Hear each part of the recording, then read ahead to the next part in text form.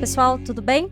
Estamos começando mais um episódio do Podcast Max, o podcast da Insight Max, que hoje vai falar sobre o uso correto dos produtos.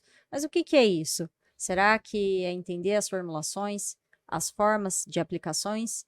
E para responder essas e outras perguntas, eu estou recebendo aqui o Thiago Machado, nosso coordenador técnico. Tudo bem, Thiago? Tudo bem, Letícia? Tudo bem, pessoal? Tudo certo, Thiago. Espero que com o pessoal também.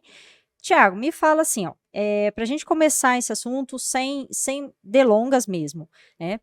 Por que a gente vê muitos produtos aí no mercado com mais de um princípio ativo? O que é o princípio ativo? E por que tem mais de um? Às vezes, né? Muitas vezes, na verdade. Sabe, Letícia, que um dos treinamentos que são solicitados pelas empresas de controle de pragas, entre biologia, comportamento e controle, é referente a formulações.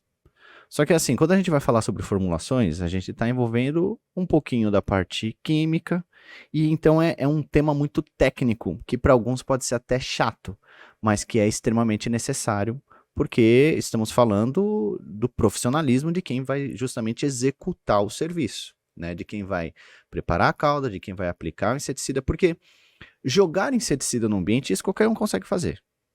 Né, o aplicador de veneno, isso não tem segredo. A diferença é onde que vai aplicar de forma assertiva, aí você tem que entender biologia e comportamento da praga, quanto que você vai aplicar, para que você consiga fazer realmente um controle efetivo. Então isso exige um conhecimento. E é assim, respondendo especificamente essas perguntas iniciais. A Insight Max, por exemplo, ela tem um portfólio bem extenso.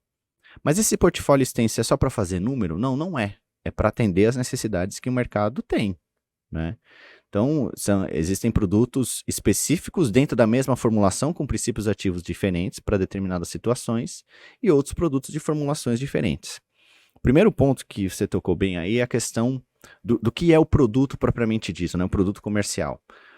O produto ele é composto basicamente, né, de uma maneira muito geral, por ingrediente ativo e por inertes. Eu sempre dou o seguinte exemplo: você vai fazer um bolo de chocolate. O bolo de chocolate, ele não tem só chocolate. Ele tem um chocolate como principal componente, mas tem ali farinha, leite, entre outros componentes. O produto é isso. Ele tem o princípio ativo e os inertes da formulação. O ativo é o que realmente vai fazer efeito na praga-alvo. É o que vai agir. Hoje, a grande maioria dos princípios ativos, eles têm ação no sistema nervoso central da praga-alvo. Seja um inseto, seja um aracnídeo. E os inertes compõem aquela formulação, o que ajuda a definir o tipo de formulação a qual aquele produto pertence. E cada um vai ter ali sua função específica, sua especificidade. Perfeito, Thiago. Então, princípio ativo mesmo é o ingrediente principal, Isso. é o chocolate do bolo, e os inertes são todos os outros componentes que fazem a liga. Exatamente. É isso, basicamente resumido. Simples assim? Pelo menos para entendimento, sim, muito claro. E assim, né? até o termo inerte, o que é a definição de inerte? É algo que não vai ter ali uma ação específica, mas o inerte ajuda demais, por exemplo, no posicionamento do produto na superfície. O inerte ajuda demais na suspensibilidade do produto ali, quando ele ainda está concentrado. Então ele tem uma ação sim. Ele não vai agir na praga-alvo, mas ele tem a sua função sim. E aí que vem justamente a qualidade da formulação. Porque não basta simplesmente pegar uma coisa, pegar outra e misturar tudo num balaio de gato ali e falar, pronto, tá. Não é assim. Isso exige bastante pesquisa e desenvolvimento, que nossa fábrica, a nossa indústria tem ali uma equipe muito boa, muito competente para justamente, e equipamentos, uma estrutura ideal para fazer esse tipo de produto, para formular os produtos, né? Perfeito. Tiago, você tocou aí num assunto bem legal, né, da gente investir em pesquisa, desenvolvimento, né, que está no DNA realmente da Insight Max.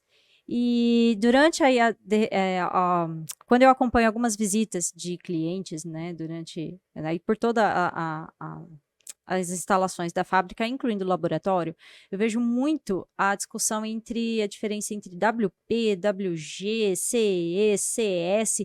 Queria que você explicasse para a gente o que são e a diferença realmente desses termos, né, e desses produtos, no caso. Tá. Primeiro ponto, a gente não sintetiza princípio ativo. A gente já compra o princípio ativo e formula o produto na fábrica. Quando chega lá para fazer a pesquisa e desenvolvimento, então tem todo um trabalho em cima de um determinado produto, qual é o objetivo daquele produto. Então existem alguns processos para seguir antes de você conseguir justamente fazer o produto. Você fez o produto, você tem todo um processo de qualidade.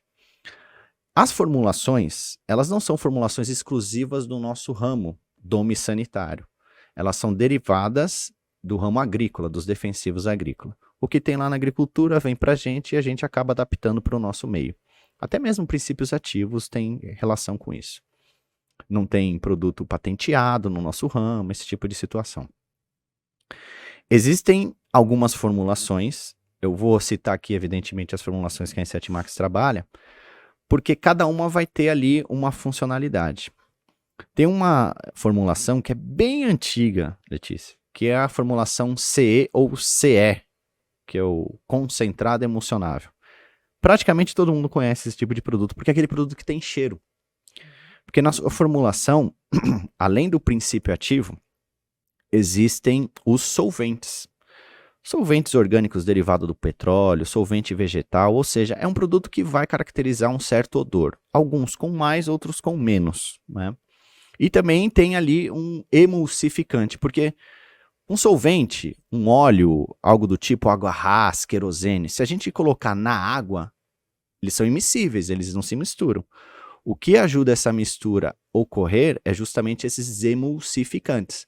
O leite é uma substância emulsificada, porque ele é gordura diluído na água, aí ele fica com aquela coloração leitosa. Por isso que os CS, quando eles são diluídos na água, ficam aquele branco leitoso. Para que servem os CS? Os CS são até formulações que não são muito difíceis de serem feitas, né? São bem antigas no mercado. O CS eu defino da seguinte forma: ou é para você usar como uma ação knockdown, que a gente chama, ação rápida de choque, porque ele penetra muito rápido na praga-alvo, ou para você fazer uma desculpinização no madeiramento, porque penetra bem nessas substâncias porosas, mas aí você vai usar a formulação CE, mas com ativos específicos. Se é cupim subterrâneo, você vai usar um CE com fipronil. Se é um cupim de madeira seca, você pode usar um CE com fipronil ou com cipermetrina. Enfim.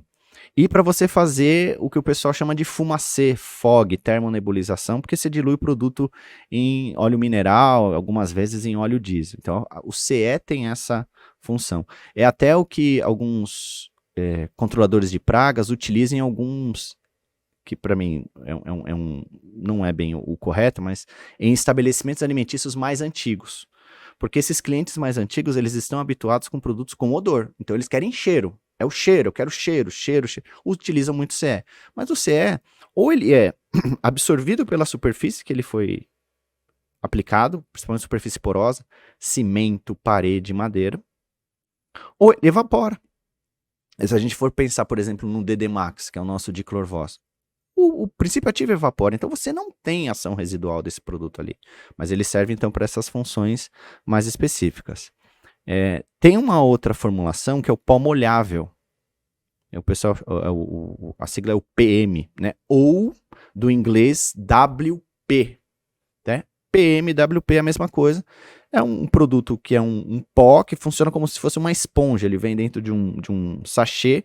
E quando você coloca na água, ele tem a função de uma esponja. Ele absorve a água ali, dilui, como se fosse um suco em pó.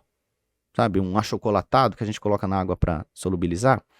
Só que assim, qual que é a característica desse produto? Ele decanta, ele precipita no pulverizador, e aí que é a reclamação dos principais controladores de pragas, que é assim, entupiu meu pulverizador. Mas isso é uma característica do pó molhável, você tem que agitar com mais frequência. E depois que você aplica na superfície, pode ficar aquela camada esbranquiçada. Por isso é um produto para áreas externas, principalmente para areia, para brita, para terra batida. Você não vai usar isso numa área interna, numa parede, porque vai ficar manchado. Uma evolução do pó molhável vem o SC. O SC, o pessoal chama erroneamente de sem cheiro. É a suspensão concentrada. É um produto base água. É uma evolução do pó molhável. O Walter, ontem a gente teve uma visita da fábrica e o Walter deu um exemplo muito bacana. Sabe quando a gente pega areia e coloca na água? A areia ela vai para o fundo, né?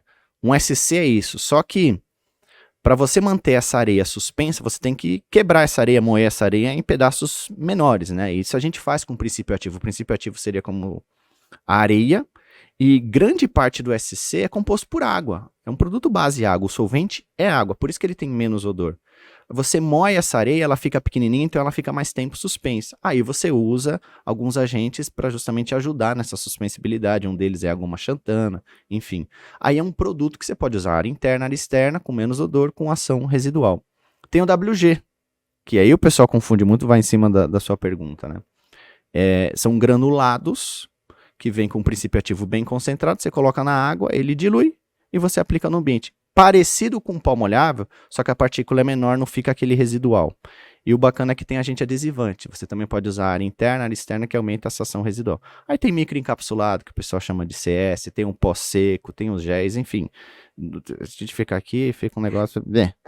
Mas é basicamente isso aí, viu, Letícia? Certo, Thiago, interessantíssimo a gente saber realmente a diferença e até desmistificar essa coisa do sem cheiro, porque não necessariamente vai ser um produto sem nenhum tipo de odor. Ele, logicamente que ele vai ser bem mais suave comparado aí aos que a gente via, os de antigamente, né? Sim. Mas um odorzinho tem. Mas também depois, quando seca, né, além do residual, que eu acredito que seja muito maior, né?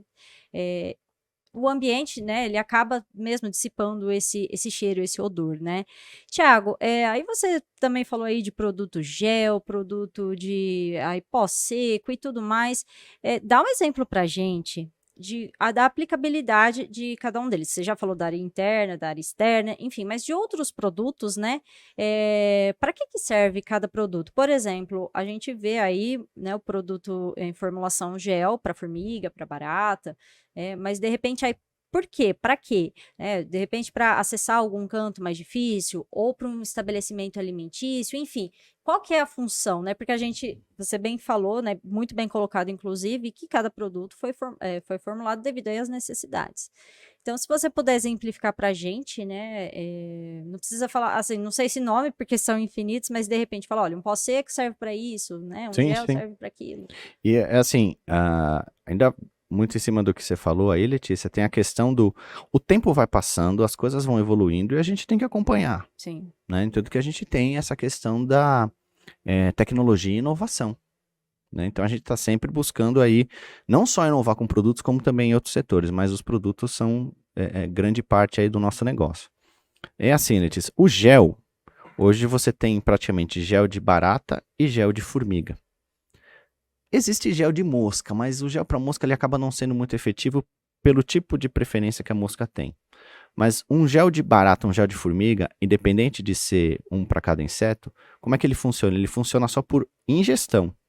Então ele tem componentes atrativos, ingredientes alimentares ali que fazem com que o bicho vá até aquele produto e coma ele. Acaba ingerindo ele.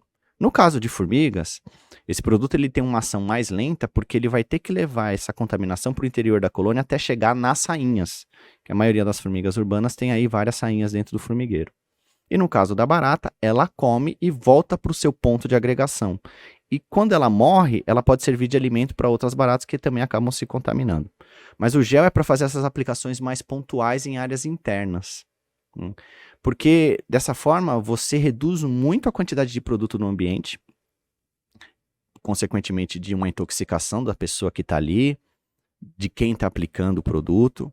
Então isso é extremamente relevante nesse sentido, mas exige muito conhecimento técnico, porque você tem que conhecer a biologia e o comportamento da praga para saber onde que eu vou aplicar esse gel, quantos pontos, em que locais, com que frequência eu tenho que voltar, tem que aplicar mais de uma vez ou não. Então isso é muito importante, por isso que tem que conhecer. O pó seco, ele é uma formulação pronto uso, é um pó seco mesmo, né? Tem alguns produtos no mercado que se misturam com a água mesmo sendo pó seco. O nosso é hidrorrepelente, os nossos pós secos. Então eles não se misturam. Se você jogar na água, misturar, depois ele volta todo para a superfície. Esse tipo de formulação eu indico muito para rede elétrica, conduíte, tomada, e para rede de esgoto, ralo, rede de esgoto, caixa de gordura, porque é um tipo de produto que você vai aplicar e ele vai impregnar ali naquela superfície. E ele sofre menos ação da água, ele consegue permanecer por mais tempo nesse local.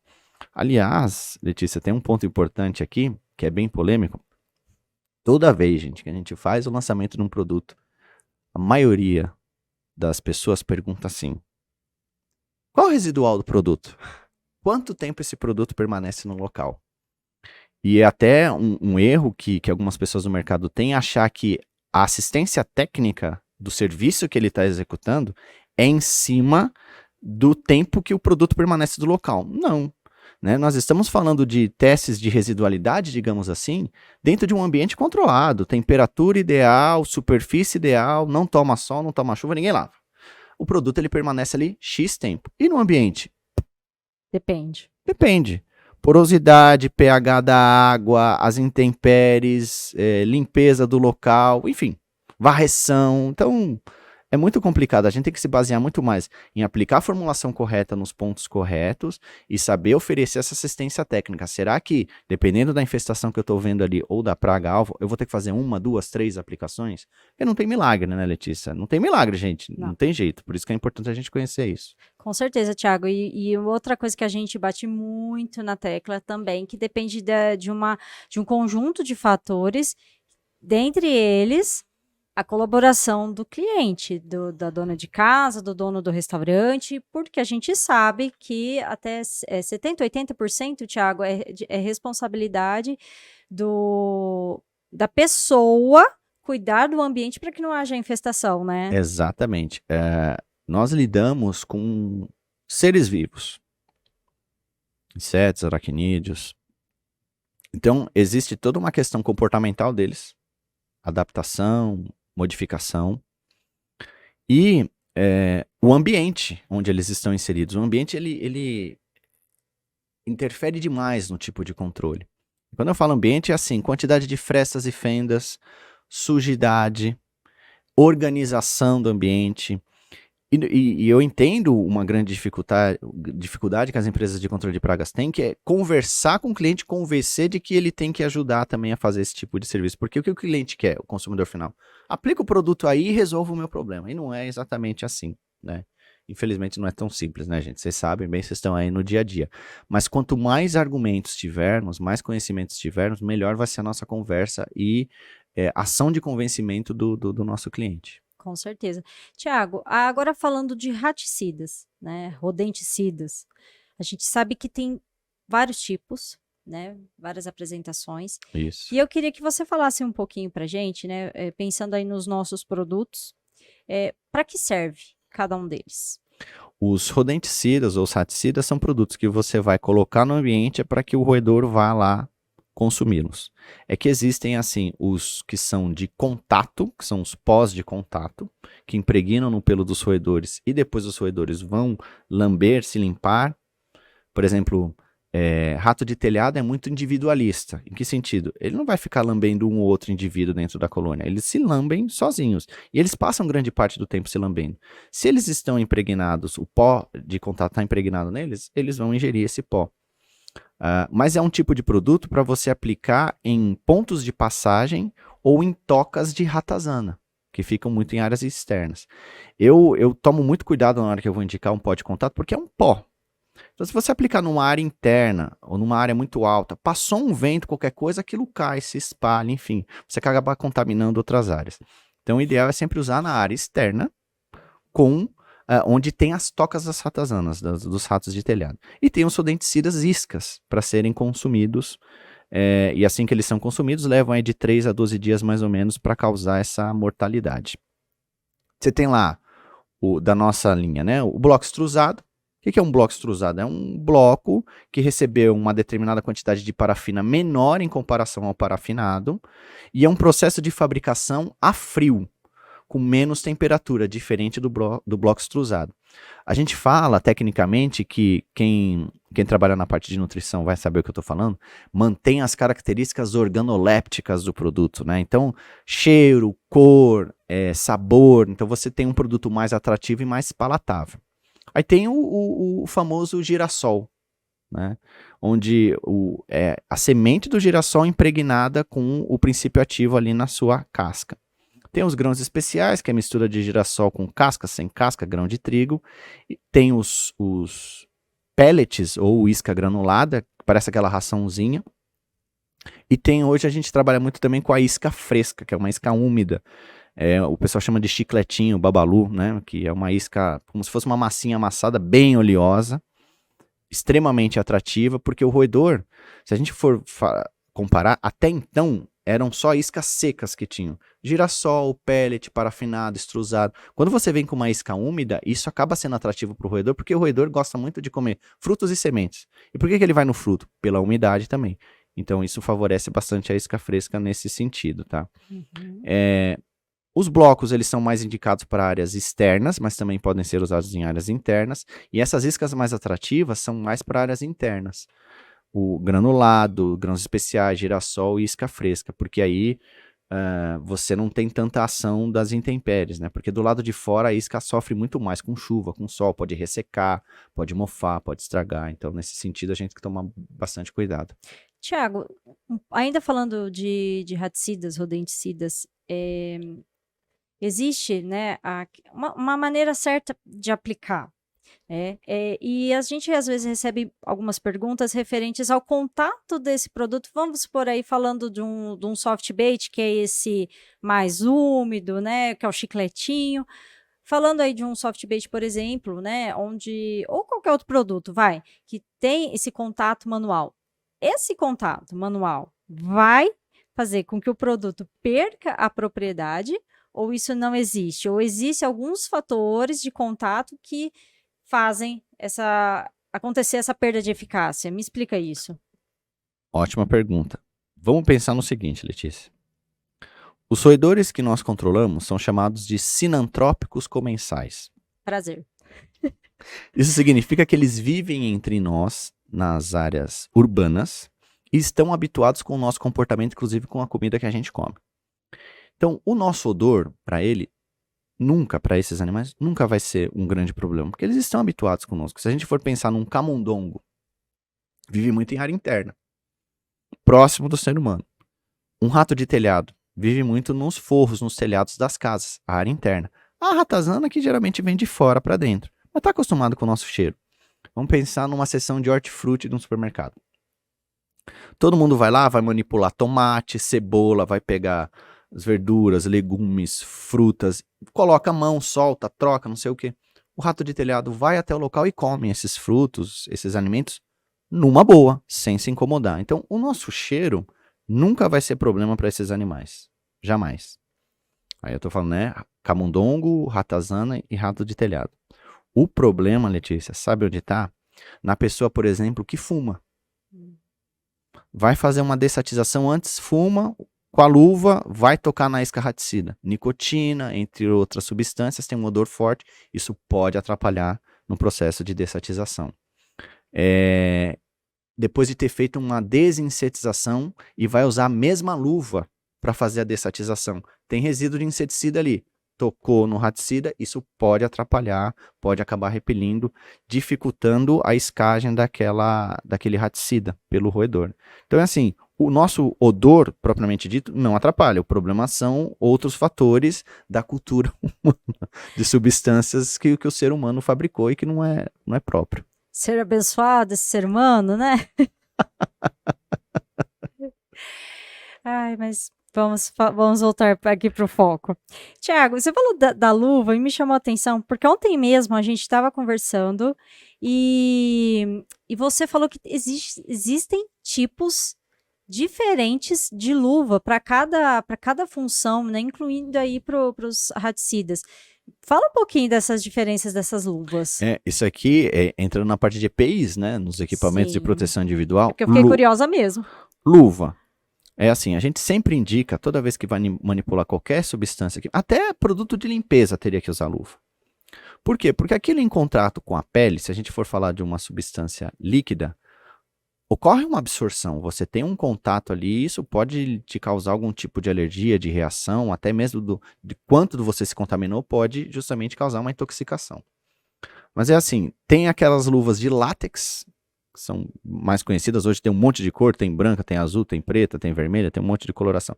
Essas luvas a gente indica bastante, por exemplo, para você fazer uma aplicação de gel.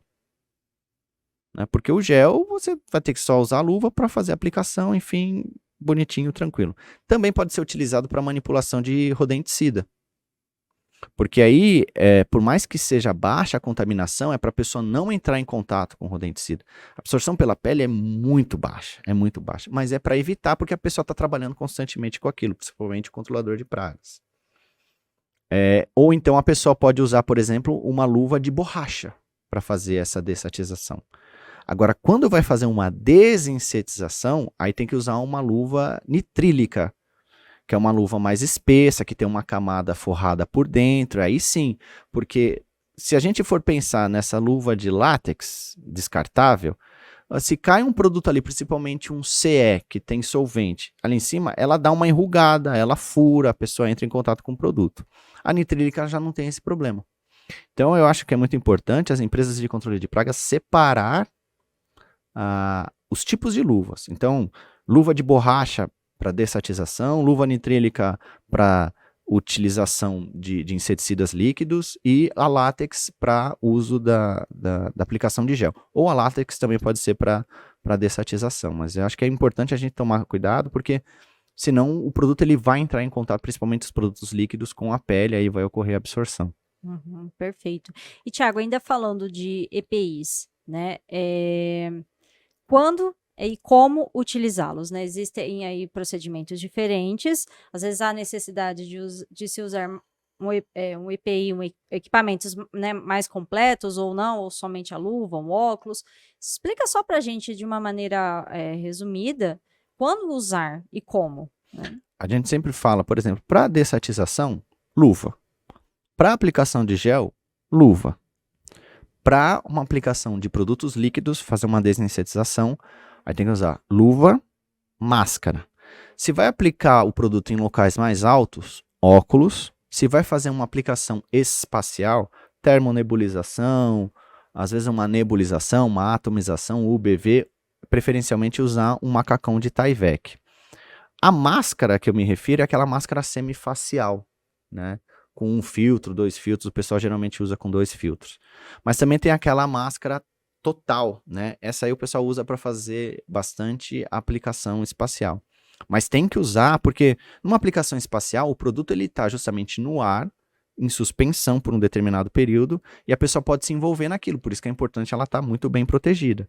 Para uma aplicação no chão, assim, numa área interna, chão, digo rodapé, né, gente, as aplicações corretas. Numa área interna, você não sofre tanto, por exemplo, com deriva, com vento. Mas uma área externa, bate o vento, aquele produto que você aplicou vai pegar na pessoa que está aplicando, por isso que é muito importante usar uma manga comprida, a luva, a máscara. Se vai aplicar em pontos altos, o risco daquilo cair nos olhos é muito alto, aí tem que usar justamente os óculos aí nesse sentido. Perfeito, Thiago. E pode parecer uma coisa absurda, né, Letícia? Assim, a gente está falando o óbvio aqui, mas muito controlador, muitos técnicos não utilizam EPIs. É mesmo? Tem até uma brincadeira que o pessoal fala que assim, os óculos de proteção servem para ficar na testa e a máscara para ficar no pescoço. É essa que o pessoal usa. Vira adorno, né? Vira adorno, exatamente. Que coisa, né? E a gente sabe que é um trabalho delicado, até por conta da periculosidade, gente. E assim, não dá para literalmente brincar em serviço, né, Thiago? Exatamente. E assim, você comentou, a gente falou um pouquinho, né, das formulações, falou um pouquinho de como e onde aplicar, acabamos de falar de EPIs, mas eu queria que você falasse um pouquinho de aplicação, porque você falou nebulização, UBV, eu sempre falei errado, UVB, não, gente. Então, assim, explica pra gente o que são essas aplicações e para que servem, para quais ambientes, Sim. né? Ontem a gente estava conversando sobre, né, a gente já tinha pensado nessa pauta, ontem a gente estava só alinhando ela, né? Essa questão da confusão é muito comum, Letícia. Por exemplo, ontem a gente ia falar, você até falou no início, um WP e um WG. WG é um grânulo dispersível em água, um WP é um pó molhável. Um CE e um SC. Um SC é um produto base água, um CE é um produto com solvente orgânico. Ou derivado de vegetal. Solvente vegetal. CS e SC. Um é microencapsulado, cápsula em suspensão, outra é suspensão concentrada. Então esses termos, eles realmente se confundem. E de aplicação também, a gente chama isso de tecnologia de aplicação. Então tem assim, tem o pulverizador, que é o mais comum. Né? O pulverizador, ele gera lá um tamanho X de gota, geralmente ali de 100 a 400 micra. O que é o ato de pulverizar? É você pegar uma grande quantidade de líquido que está dentro de um tanque, de um pulverizador, e quebrar essas gotas em tamanhos menores, para você aplicar em algum local. Maravilha. E se você tem ali a pulverização com um determinado tamanho de gota? É para aplicação em rodapé, ou para fazer aplicação muito pontual. Aí tem, hoje em dia, o nebulizador. O que é o nebulizador? É aquele equipamento que parece um aspirador de pó, que você liga na tomada, que ele pega essa cauda inseticida e quebra também ela em tamanhos menores, só que menores em comparação à da pulverização. Fica uma gota bem pequenininha. Esse tipo de aplicação também dá para fazer em rodapé, mas é ideal para você aplicar em rodatetos, em paredes, dependendo da praga que você vai combater. Porque qual é o erro que algumas empresas fazem? Porque acha que equipamento de aplicação só muda o preço e não é bem assim, porque também tem ali suas aplicabilidades. Uma nebulização é para você fazer essa aplicação porque a gota é pequena e não vai escorrer. Se você pegar um pulverizador, por mais que ele tenha ali alta pressão e gere uma névoa bem fina, aplicou na parede, dependendo da distância que a pessoa está utilizando a lança do pulverizador da superfície, cai aquela gota lá e escorre. 2 erros. Produto escorrido é produto perdido e pode manchar. Água, se jogada numa parede, principalmente que recebe muitas sujidades, muita poeira, você jogou água, escorreu, sujou. Com o nebulizador, a chance disso acontecer é muito baixa, porque a gota é menor, ela impregna melhor ali na superfície, não vai escorrer, enfim. Então, o pulverizador, o nebulizador, tem o atomizador, que é aquele costal motorizado, que o pessoal utiliza muito em áreas externas, para fazer aplicação espacial, ou para fazer aplicação nas superfícies das áreas externas, nas paredes das áreas externas. E o nebulizador ele tem uma capacidade de jogar aquela cauda, aquela névoa mais longe. Então é um equipamento bem potente, quebra a gota em tamanhos até menores, por isso que o pessoal faz aplicação espacial ou para área externa nas paredes. Tá? E assim, é um equipamento grande, você consegue trabalhar por bastante tempo com aquele equipamento, é um pouquinho pesado, mas você vai se acostumando nesse tipo de situação. Tem o termonebulizador, que o pessoal chama de fog, é aquele fumacê, né? Parece um motor com um grande escapamento de moto ali, que solta aquela fumaça. O produto é diluído geralmente em óleo mineral.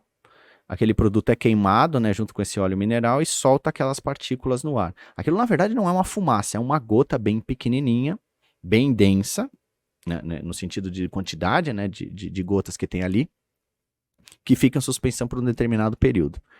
É mais para fazer show pirotécnico, tá? Porque a gota, você vai aplicar numa área externa, passa vento, aquilo vai parar em outros locais. E tem o UBV, ultra baixo volume, que é um equipamento geralmente que vai acoplado nos carros, né, nas caminhonetes, ali em cima, equipamento maior, que dá uma gota bem pequenininha, só que o produto é diluído em água, não em óleo mineral, né? Não é que nem a termonebulização.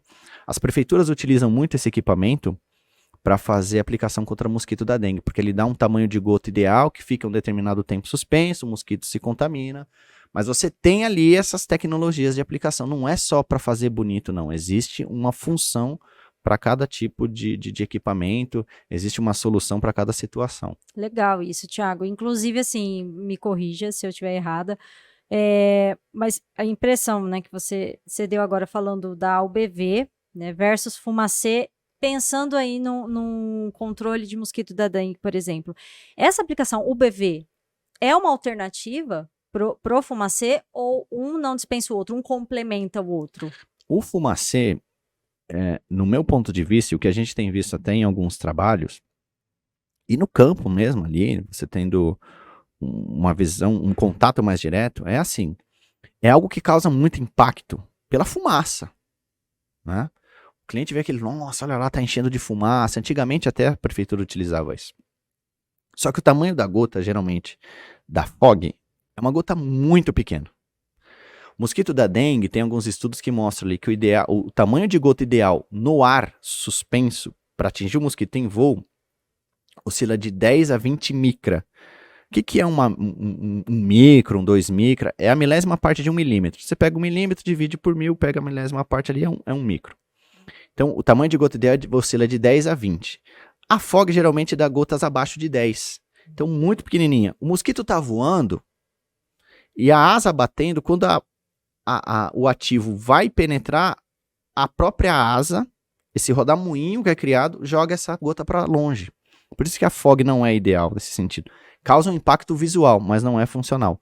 O UBV veio nesse sentido para auxiliar, porque ele dá uma gota mais ideal dentro desse espectro, né, desse tamanho aí, essa média, e aí consegue atingir o mosquito em voo fazendo uma aplicação mais efetiva.